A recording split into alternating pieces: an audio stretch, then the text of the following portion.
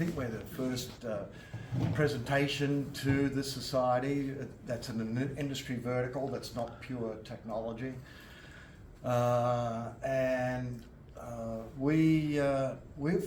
We've seen some of the promised land about what blockchain can deliver, and it's awesome. I think you'd be proud of the path you're going down. And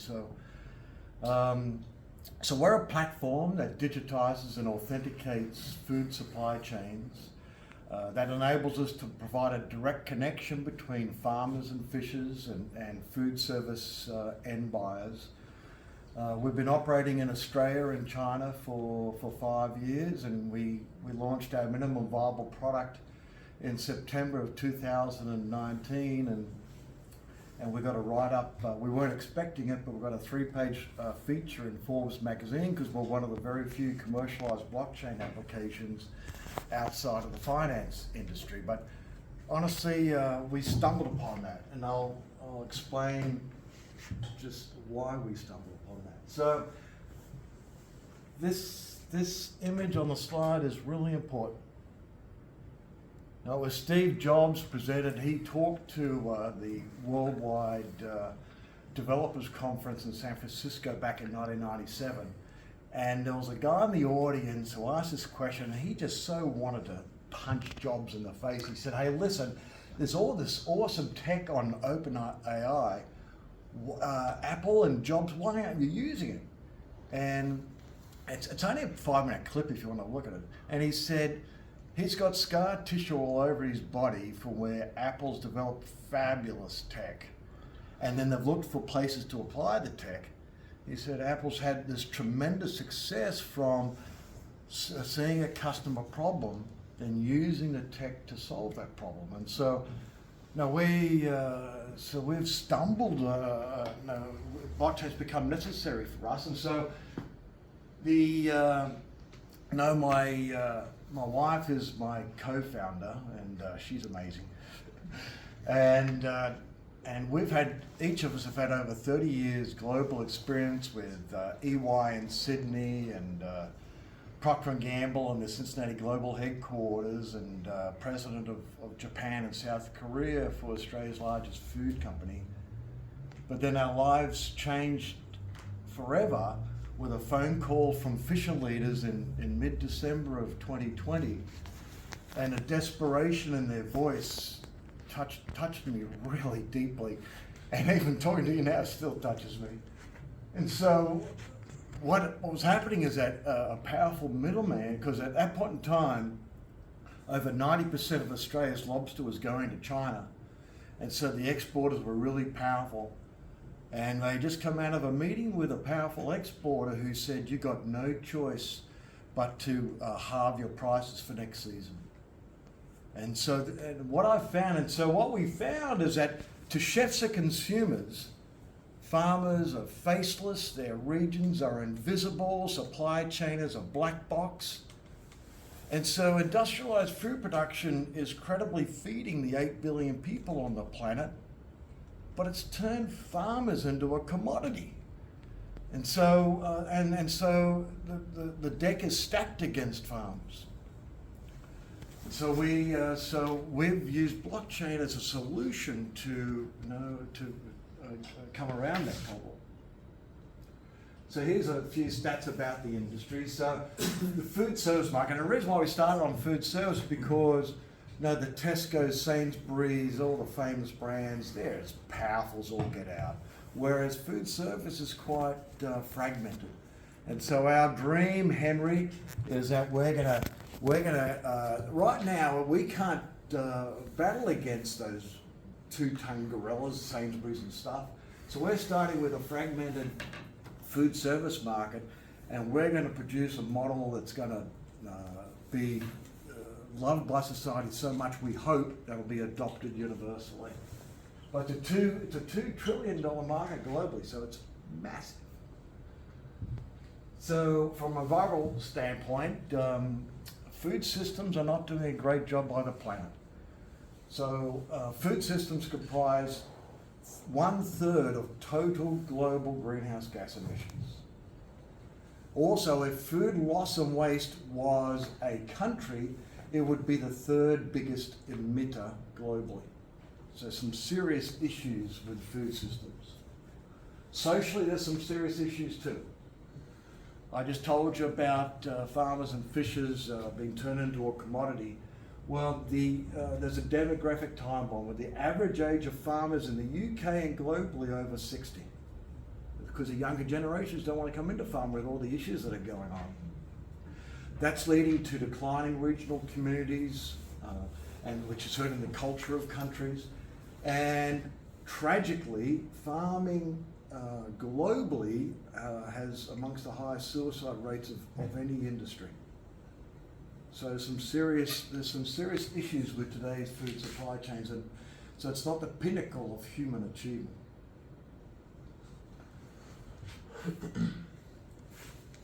So we've taken the fact that we can connect farmers and fishers and the end buyers, and so that's enabled us to reimagine the supply chain and disrupt the supply chain.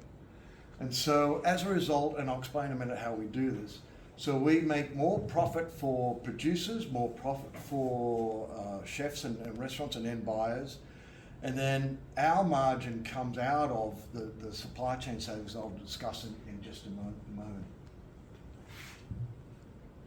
So how we do this, and I've got to apologise, they're not the greatest slides in the world, but so we've reinvented the supply chain because we can connect the two ends. We just change and remove the power of those powerful middlemen. And so we've reinvented the supply chain. So we use fintech. So we use supply, and this is really important. And in fact, I'll describe that in a minute. I won't talk to it now. We provide authenticated reporting based on a customized tag that's really important, working with the blockchain to provide that reporting through the chain. And of course, the blockchain itself is providing trust in our source and data. And I'll get to this, guys. So this is 5 years worth of, this is 6 months worth of data through our marketplace, where from a fishing operation through to end buyers. And you'll see that, and so there's a difference of £8.60 there between a traditional supply chain and what we've put together. So what we do is that to remove the power of the middlemen, everyone between the farmer and the end buyer becomes a service provider. That we've found that crucial to implement the blockchain with integrity, because every change of custody in the supply chain has to be recorded ledger, otherwise it's a complete waste of time and there's no integrity in it. And so we use invoice and supply chain financing so that we pay farmers immediately, we pay the truckers immediately, the abattoirs, the seafood processors, and the last mile, we pay all of them immediately. And then, but we can also, for the restaurants and hotels that can either have 1 week worth of trading terms, sometimes it's 3 months worth of trading terms, we can handle those trading terms to be able to turn the whole supply chain into a service provider.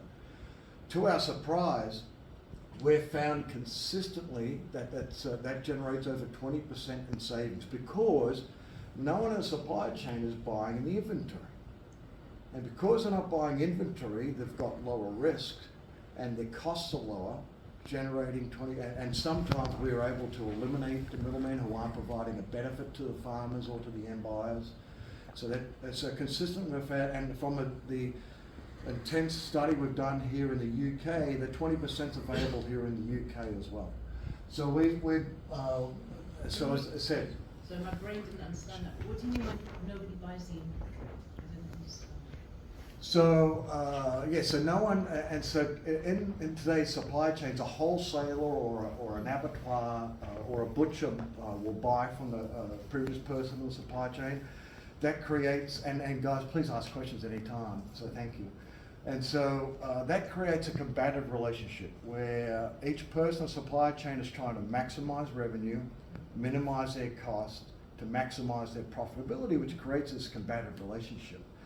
And so we remove that, and so we find abattoirs and and wholesalers and logistics companies who are willing to provide the service that we want. For example, here in Scotland, one of the biggest wholesalers called Braehead Foods, they're in over the west of Scotland, but they're one of the biggest in the whole of Scotland. They're willing to move from being a wholesaler where they're buying stuff and then distributing it to the restaurants and making a margin on that. They're willing to move to being just a box provider. So this is part of the reason why we've got the difference in the traditional supply chain. Everyone is trying to guess as to what the end market wants. Right, and so little wonder that the UN FAO, the United Nations Food and Agriculture Organization, has said that 30% of food is lost and wasted. And from what we see, that's a good number, 30%. Imagine if we didn't lose that 30% about what we could do for this world.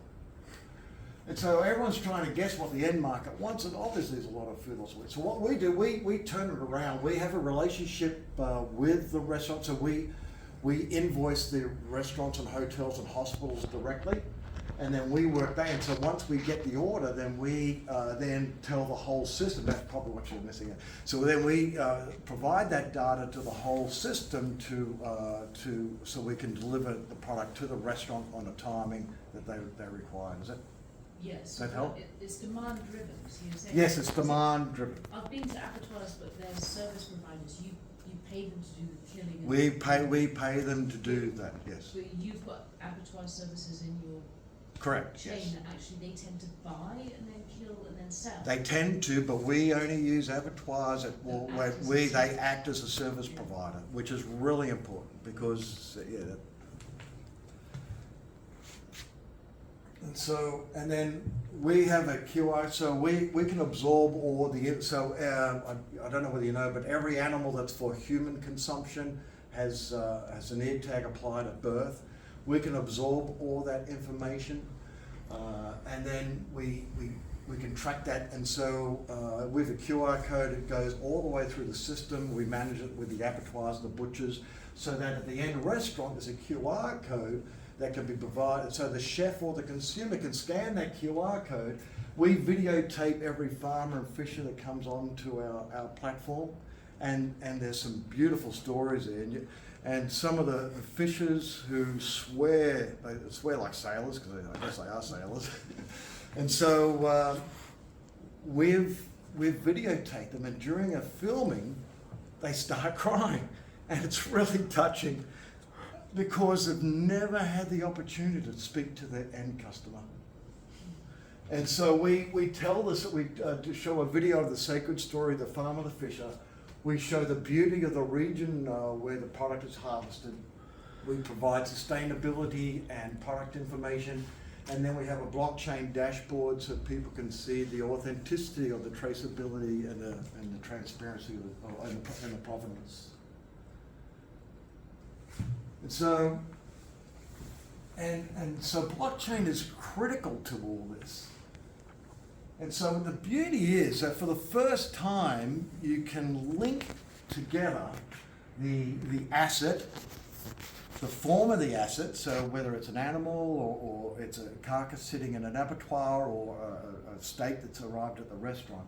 So the form of the asset, the form of the asset, its location and its value in real time through the supply chain. First time ever. How powerful is that? And how much security does that give the financial institutions? And so I'm going to take you through a few things, and I'm going to touch on, so you're going to see the promised land of blockchain is going to deliver to industry verticals. And so from a digital trust point of view, you can trust the promise. So what happens right now is like with lobster or meat, and so it comes into a process. It all comes in together. It's all mangled together. So producers who are really passionate about what they produce are mixed in with people who they call them bus drivers, where it's just farming or fishing is just a job.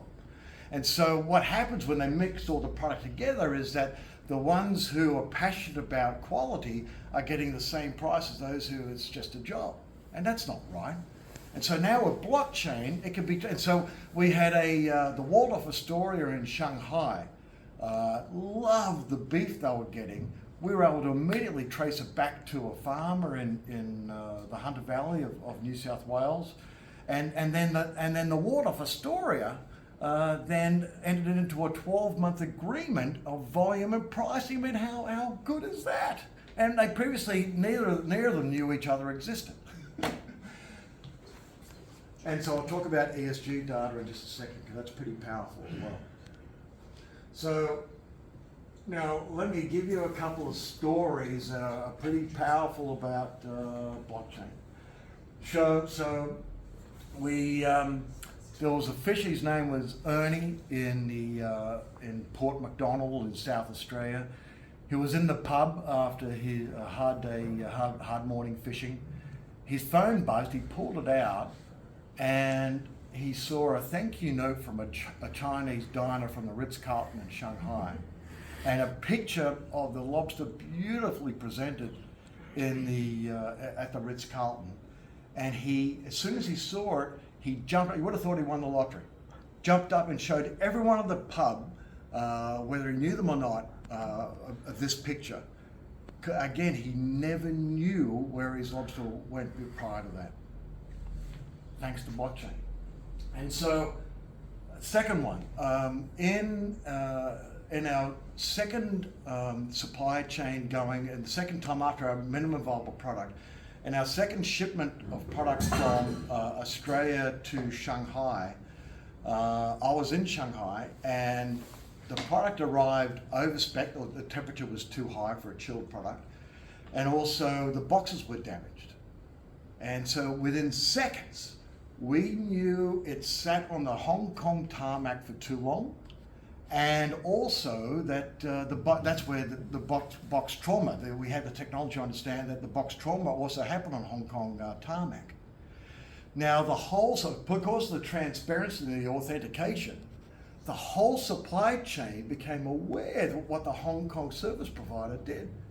And so that naturally people say, oh my goodness, if I make a mistake, if I go over spec, if I do something wrong, everyone's going to know about it. So my credibility is going to be hurt. And in today's supply chains, when something goes wrong, you know what happens? They say, he did it. It's their fault. No one knows what happens.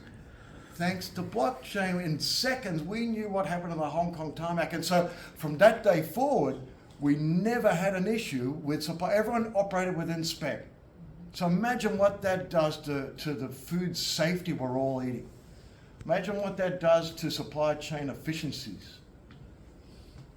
And the third part of the story about the glimpse we've seen of the promised land of blockchain is that we've been operating for 5 years. We've had thousands of transactions, and in that whole time we've had 300 pounds of bad debt.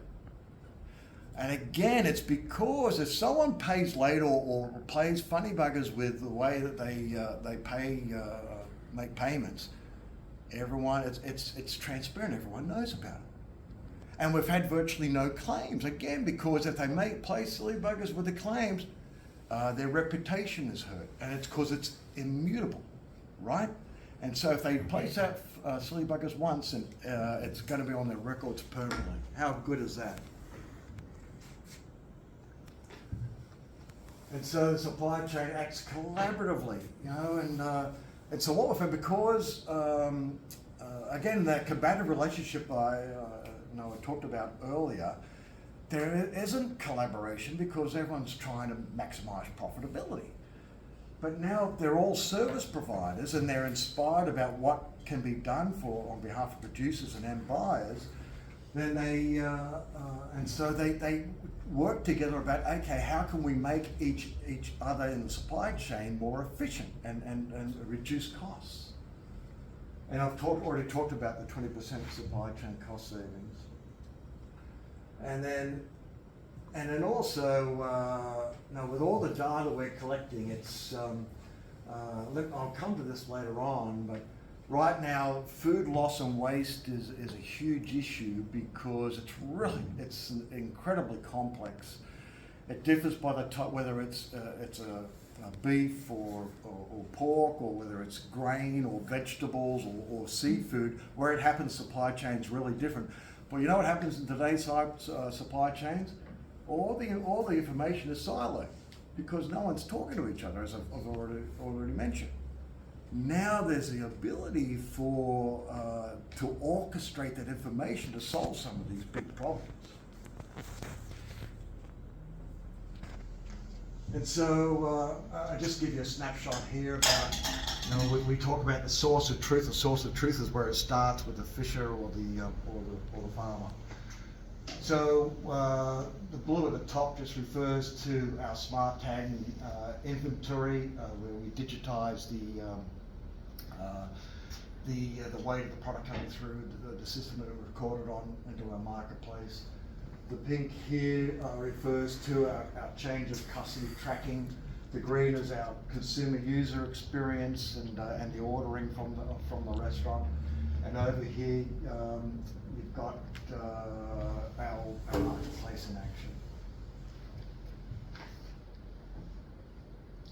And so this is just really quickly. So this is our product roadmap, where it's in 3 tiers. So everything at the top is customer facing. For us, a customer is not only a farmer or fisher, but also the supply chain participants, the abattoirs and truckers, etc. So we have all that in house. The dark colours refer to where we've got a pretty good product already. The lighter coloured is where it's still work in progress for us. I think we're going to be work in progress for decades. And so in the middle here is the back office that powers what we do, but we're happy to use third parties for there. And down here is that I've talked about. We're collecting data on produce producers, the supply chain, and end buyer ordering information. So we've got a power of data that can. And I think AI and blockchain working together can be just extraordinary. And so what we're launching now here in the UK is, so what we've found is that we've built this base of going from the farmer all the way to the end restaurant and the blockchain authenticating through there. So we found that could be a catalyst for other startups and other companies to bolt onto what we're doing that can create an amazing ecosystem around farmers and end buyers. And so we're using, we don't have, and so what we're doing is that we're collecting, so we pay for and organize for the carbon, measuring, verification, recording of carbon inventory by farm, the greenhouse gas emissions, the biodiversity, and the social well-being of the farmer themselves. So we're not doing that. There's third parties who've got the expertise in all those different elements, and there's companies from the USA, here in Scotland, Northern Ireland, and England, who are doing a terrific. They've got expertise here. They bolt onto what we're doing, which helps monetize them, helps make our product so much better, and delivers a fabulous benefit to farmers. And so, and then I've told you about the fintech element and the green lines we're still solving. And then at the other end, and so, yeah, I'll get to that. So at the other end, so we were able to provide Scope 3 carbon, so blockchain authenticated Scope 3 carbon footprint reporting by food portion. And then we can aggregate that up to at institutional level. For example, we worked with the Marriott Group in China, and Marriott Group's got all these aspirations, and don't all the big corporates have we're gonna do this about carbon, we're gonna do this about sustainability, and they've got all these beautiful models about showing everyone how they're doing it. Does anyone believe that? I don't. And so now we're gonna have blockchain authenticated data that can be reported at institutional level.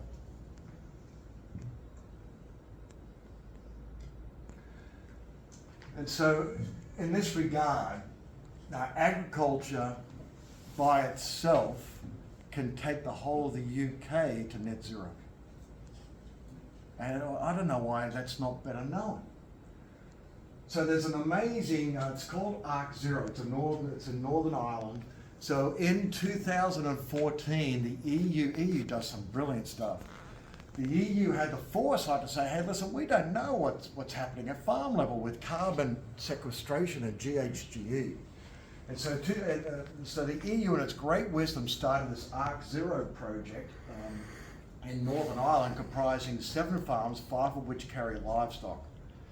Here we are 10 years later, and all 7 farms are heading beyond net zero by 2030. Extraordinary. That's just extraordinary. If we if we extrapolate that data to 70% of the UK land is devoted to agriculture. If we devoted, if we go down the path of Arc Zero, then we can deliver the whole UK economy to net zero. And so what everyone's saying is that, listen, this is amazing what's happened with these 7 farms in Northern Ireland. Government, let's scale this across the UK, but governments don't have any money nowadays. But technology comes to the fore. Technology. So I mentioned those US and Scottish and English and Northern Ireland companies earlier. So as I said, we've got third-party experts who do the scientific analysis about. So we're using 3 different types of measurements on farm. So there's core samples. There's an amazing company in Dundee called AgriCarbon. They're amongst the best in the world. We're getting core samples going down to a metre. So we do soil core samples. We use sensors to assess pollinators, because the world has a big bee issue. Not only bees, but pollinators all up. So there's sensors, there's core samples, and also aerial technology and LiDAR to measure the growth of trees, and etc. And so we've got this, and there's fabulous companies who've got expertise in this area, and they're having troubles monetizing what they're doing. Well, we help monetize these people. And what's surprising is that, let's take a carcass, let's take a cow. So the meat off a cow averages about 12 pounds per kilo in terms of price to the restaurant, when you average the whole carcass. To do all the measuring, verification, recording I'm talking about here, including the farmer well-being, isn't it funny how, and it's not funny at all. We talk about ESG, anything anyone talks about is the E. Well, what about the S? The poor old farmers and the tragic stuff happening there. So we do that as well. So 12 pounds per kilo is the sales price. To do all this measuring, verification, and recording, 6p per kilo. So it's and so we can absorb that within the 20%. But here's something the blockchain people should be really proud of. And so I call them the MAGs. So Meta, Microsoft, Apple, Amazon, and Google, the MAGs. So they've pulled out of the carbon offset market because there's been so much ridiculous greenwashing in recent years. It's been a disgrace. And so now, so Amazon has indicated, and there's discussions with all the MAGs about, well, wait on, we're going to be able to do a blockchain authentication back to source data done and consistent with international protocols to prove the authenticity of the carbon sequestration on these farms. And Amazon said, okay, if you can show that you can do that, we're back in. And so now it provides an additional income stream to farmers, which they need so badly. But it also provides the ability so the governments don't have to step in. So now we've got a funding source to enable this agriculture having a dramatic impact on net zero. So here's some of the partners that we use, and we integrate. So we don't have this expertise, but we've got some brilliant partners who do. And I won't, don't you get sick of hearing about AI? I know I do. everywhere you go nowadays. But I think AI and blockchain are going to be beautiful partners together. And let me just give you an example of how I think it's going to, how blockchain can play a really important part. And so, since 2018, so that's not that long ago. What is that? 6 years? Yeah, 6 years. So in the last 6 years, the United Kingdom has lost 30% of its abattoirs, and they're the independent. So, and there's a great big Irish company called ABP, and they're not.